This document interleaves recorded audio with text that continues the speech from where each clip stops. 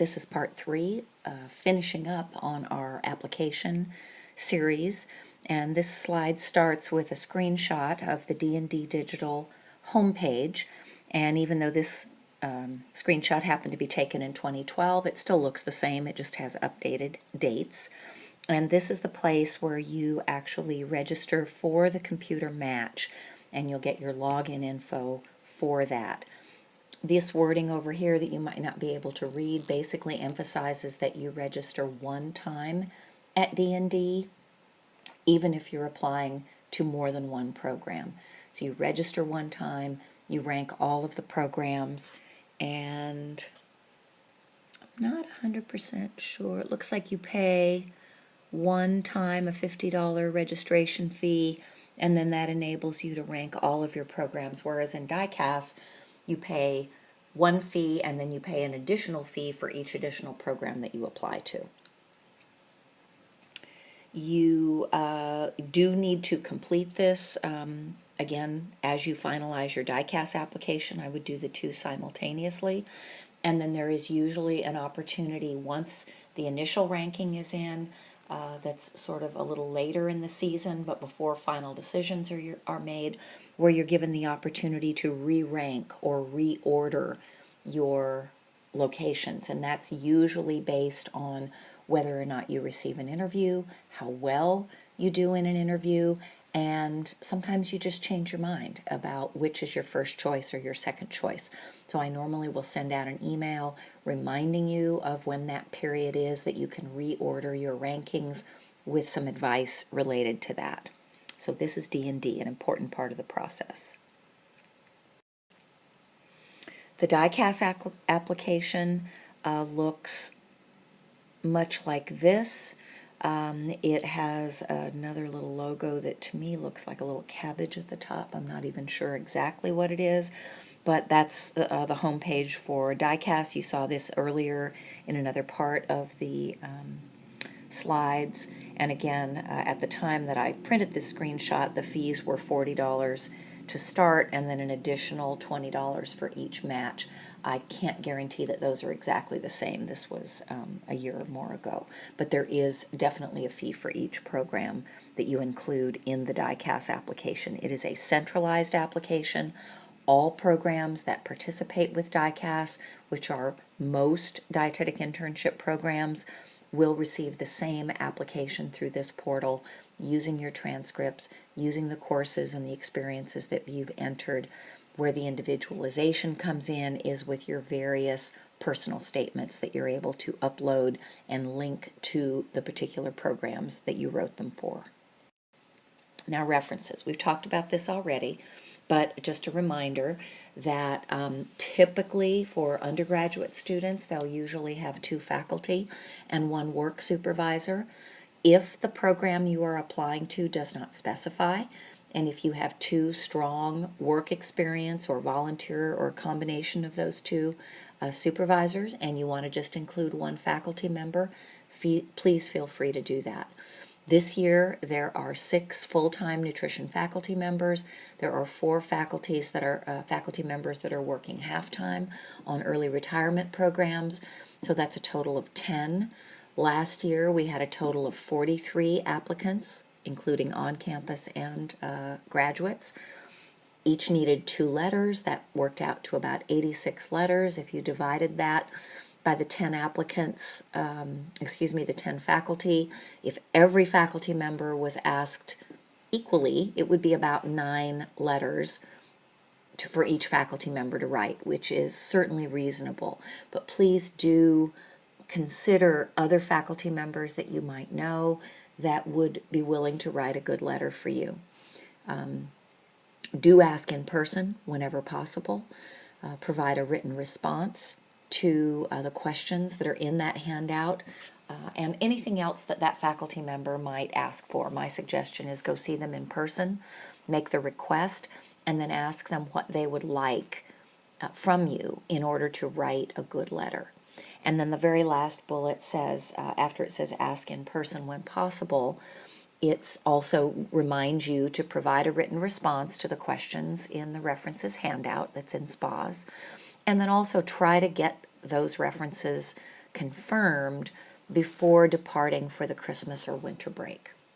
Faculty members who are asked in January for something that they need to do in a hurry are not always receptive to that. So the earlier you ask, the better. Again, your resume, you're going to be working with Amy on that on Monday. And for most people, it's going to be a one-page resume. She will help you to differentiate work experience from volunteer experience. Your practicum experience, which are the lab experiences that you have in classes like 121, 321, 329, the two metabolism classes, the community work you do in 315, 415, and 416. Those are all practicum experiences that you now can include in your DICAS application. You do not need to put it on your resume, though you can put it on your resume if you need to fill in the space. I would encourage you, though, to use the resume to really highlight your work and volunteer experiences, and try to be concise on the resume. Remember, in DICAS, you have more space for description, and you can certainly elaborate on more details about responsibilities. Do visit Career Services. I'm sure Amy will make that invitation, and they're very helpful whether you meet with her or whether you meet with one of her colleagues. They're very helpful with both resumes and also interviews and other things related to this, and job hunting related experiences. We've already talked about your personal statement. I don't need to elaborate on that. These are the same slides that we used for that, so I can skip over it quickly.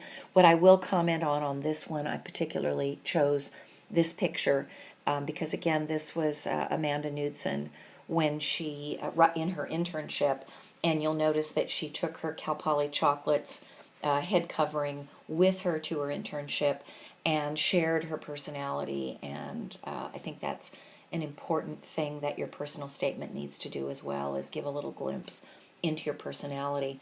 And that's actually why I like, if you've done a nice job on your ePortfolio, that's something that you can link to your resume.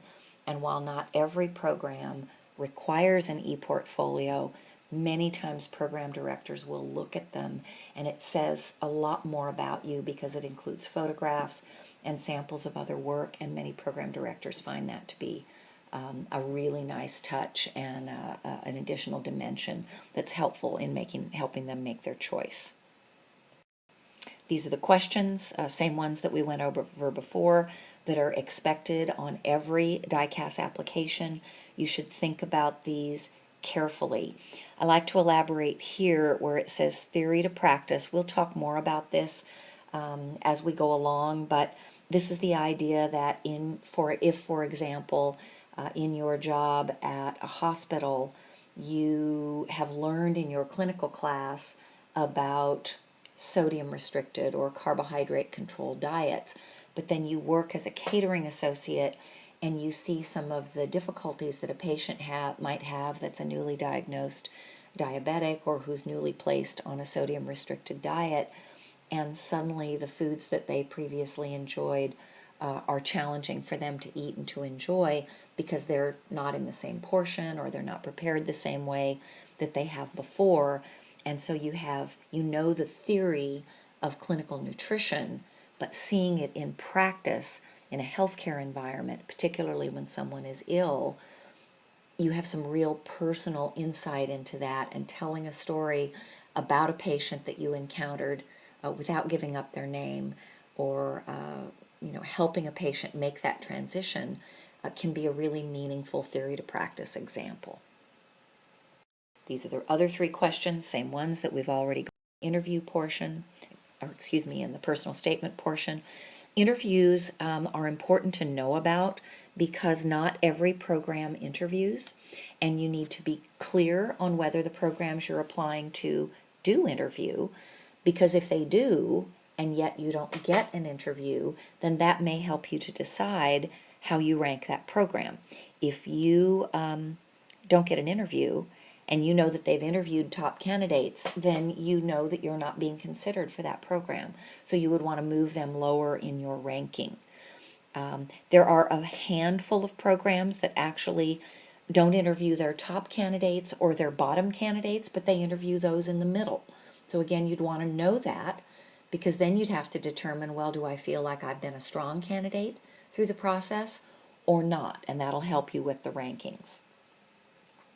Do practice. We will have some interviewing practice, usually late February, early March.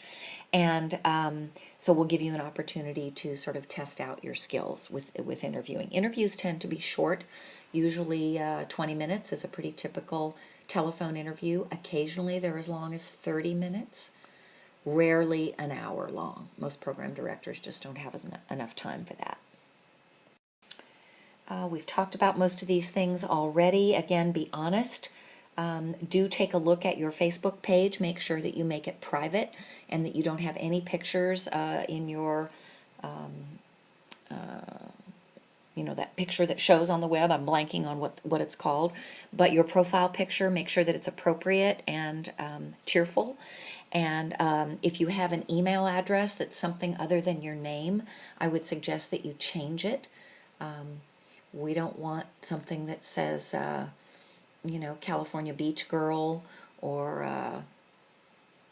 I don't know, I can't even think. But you want an email that is somewhat professional. So whether it's your name with initials or your full name, if you're able to get it on a Gmail or a Yahoo account or a Hotmail account, that's the best email to have. And it should be an after Cal Poly email for a lot of different reasons.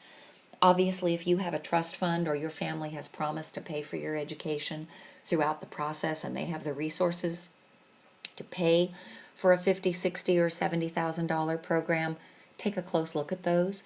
They're fabulous programs. They just don't get a lot of applicants because a lot of people simply can't afford it. This is the time to use that money, spend it wisely.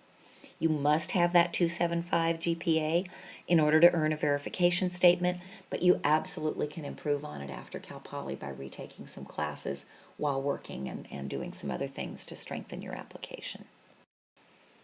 Again, your advising doesn't end when you graduate. Also consider piercings and tattoos. If you're thinking about adding piercings or tattoos, think about waiting maybe until after you're an intern. Dietetics is still a pretty conservative profession, and a lot of facial tattoos, and particularly tattoos and facial piercings, are not always well received. You'll be expected to remove jewelry when you work in food service environments, and in healthcare many times they don't want to see visible tattoos. And so, something on certain places on your arm or your back, that's up to you, but be very, very conservative about things that are generally visible. They can also have an effect on your ability to get employment after an internship as well. Consider, for those of you that aren't going to FNCE this year, but might be applying in the future, there are FNCE meetings coming up. We know where they are in the next few years. The California Dietetic Association will also be meeting in Riverside in April, and a few dietetic internship directors normally go to that meeting as well. It's another good place to extend your network. I'll talk more about these other opportunities later in the quarter when we talk about things you can do if you don't match. So I'm going to skip over this quickly now. And then also at the same time, I'll talk about other job opportunities like working for WIC as a degreed nutritionist or becoming a DTR. So we'll get to that. And then last but not least, I encourage you to continue to work a little bit at a time on your application. Check it over frequently. Try to get your application in early. At least by February 1st is a great goal. And I will keep you informed as DICAS changes. Occasionally there are upgrades and improvements to the system. So if anything changes that I hear about, which I should because I'm on the committee that works on those changes, I should be able to let you know as soon as possible. And that's the conclusion. I'll see you soon.